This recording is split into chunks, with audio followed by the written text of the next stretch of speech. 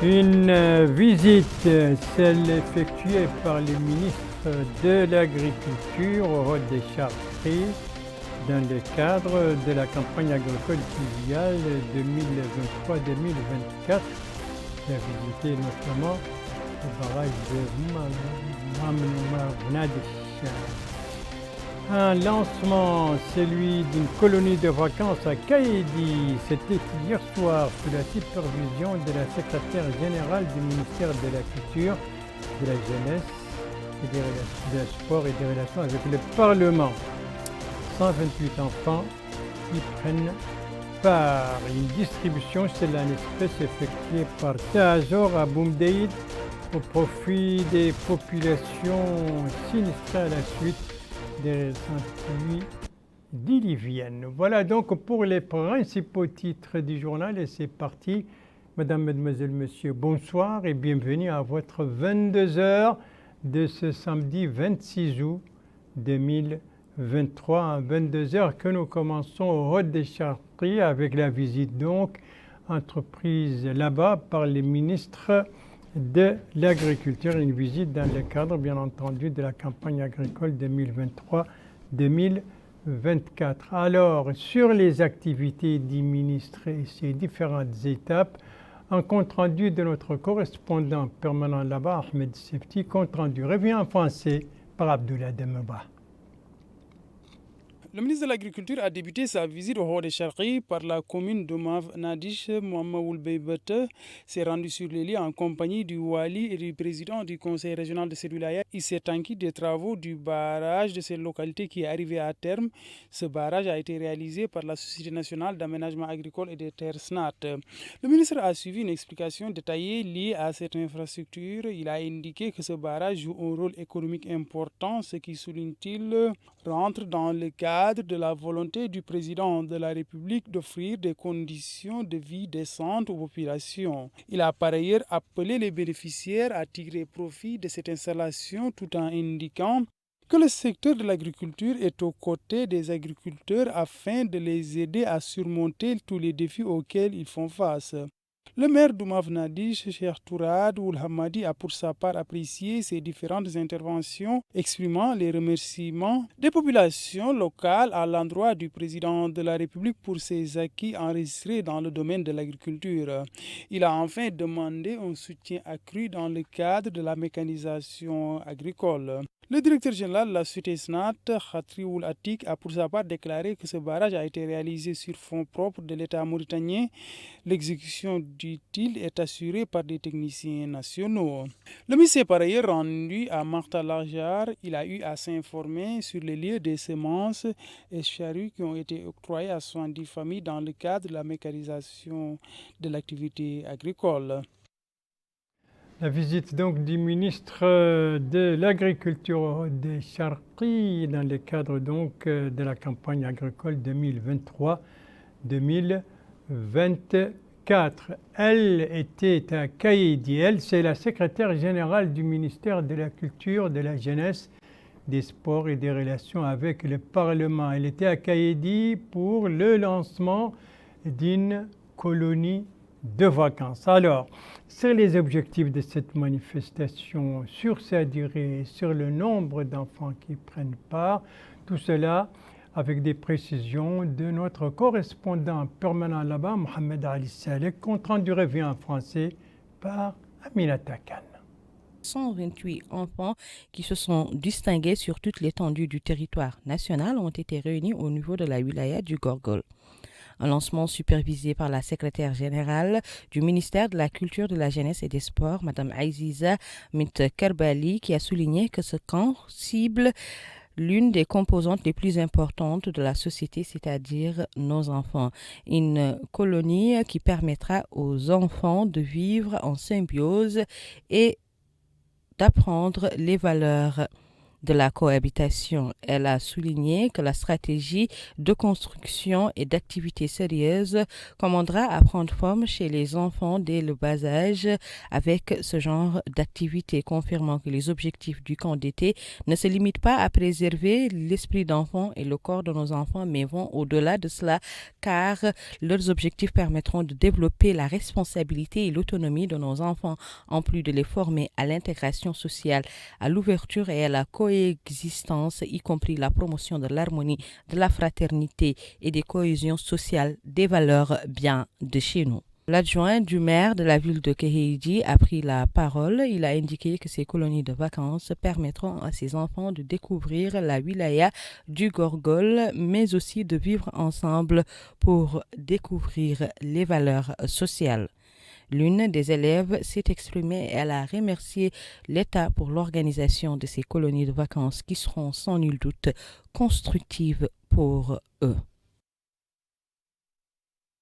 Voilà donc pour le lancement de cette colonie de vacances hier soir à Kaïdi, la capitale du Gorgol. Durée de cette manifestation environ 10 jours. Participants ou bénéficiaires si vous voulez, 128 enfants, garçons et filles, donc venus de toutes les wilayas du pays. Et nous restons toujours à l'intérieur du pays, cette fois pour nous rendre au niveau du Hod El Gharbi avec cette visite effectuée par le Wali et les directeurs généraux de l'établissement ETR. Eh bien, une visite sur un tronçon routier dans cette wilaya. Quel tronçon?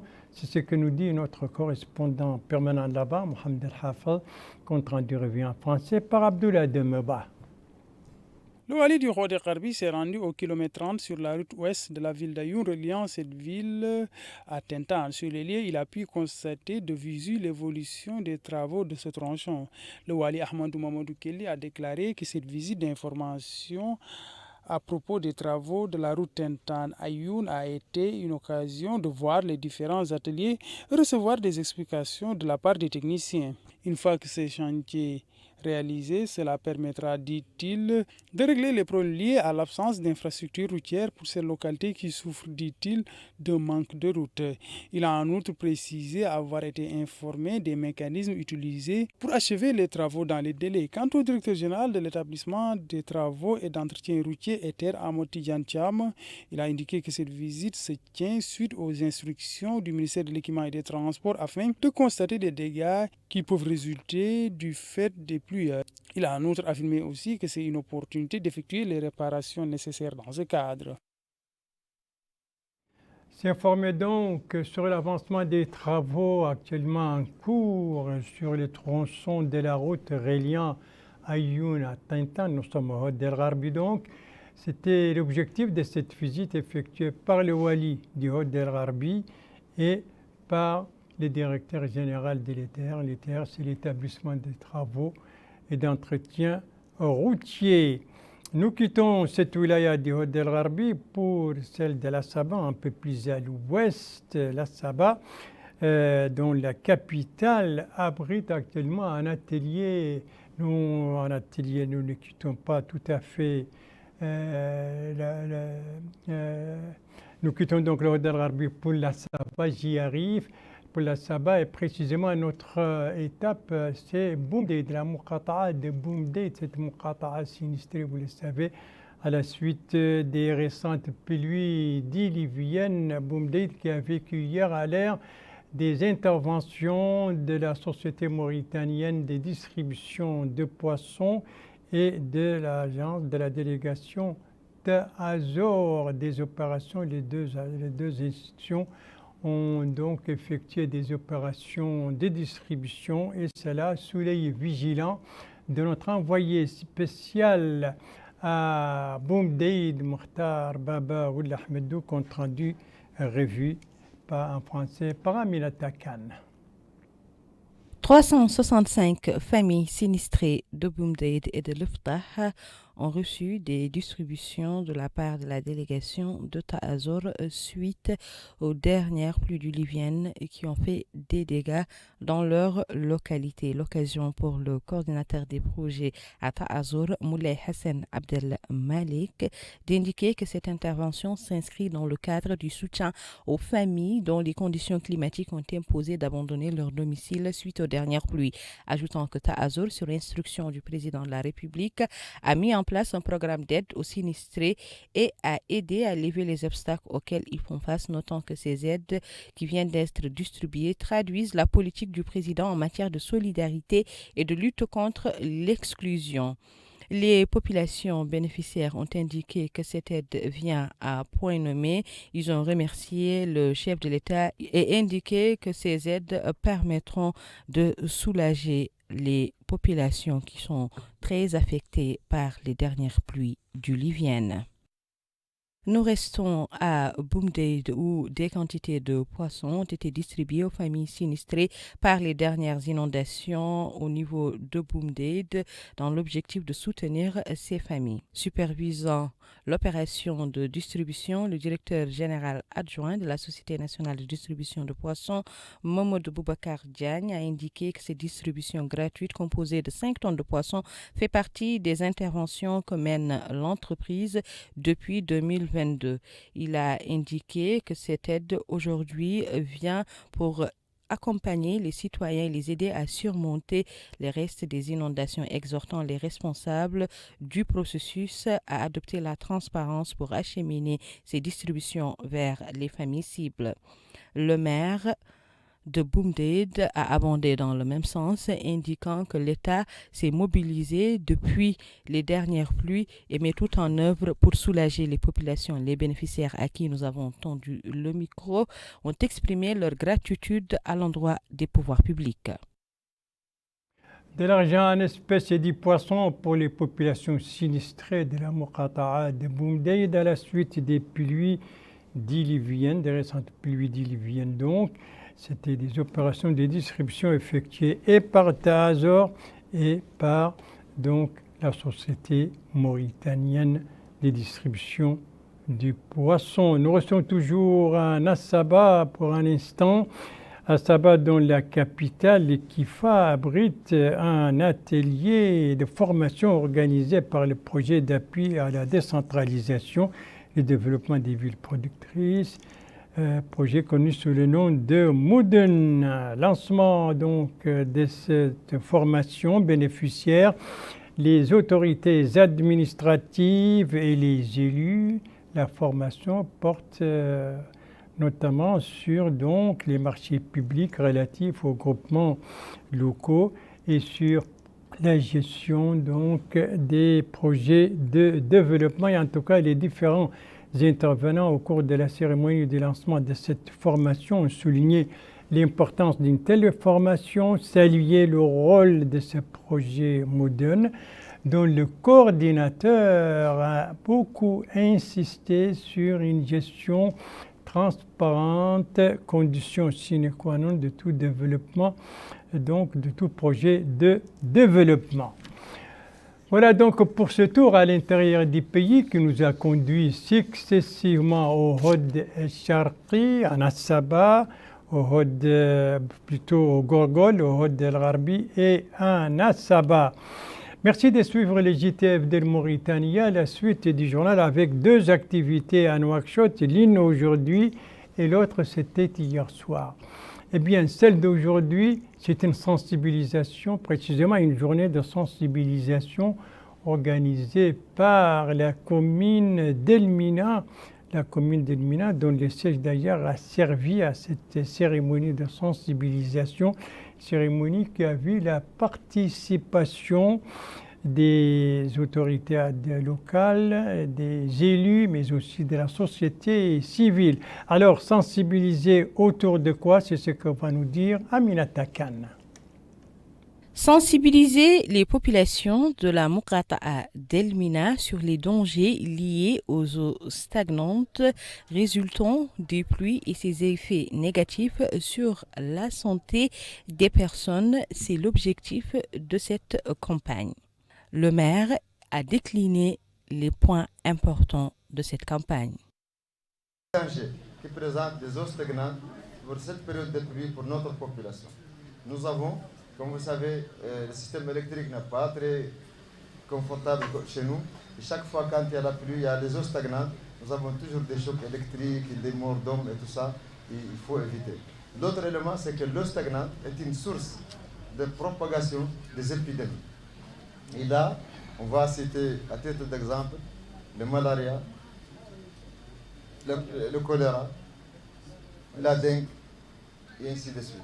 Ça, vraiment, c'est pour mettre l'accent sur l'importance de se prémunir et d'éviter et d'empêcher les enfants d'être en contact avec les eaux stagnantes. Les interventions ont unanimement convenu la nécessité de redoubler d'efforts pour prévenir les dangers de noyade et de baignade dans les étangs et les marécages durant la saison hivernale, ainsi que sur l'importance du rôle de la famille dans la prise en charge des enfants et dans leur mise en garde contre ces eaux stagnantes, mais aussi de ne pas jeter des objets dans ces eaux. Une journée de sensibilisation donc organisée aujourd'hui à Elmina sur les dangers des eaux stagnantes.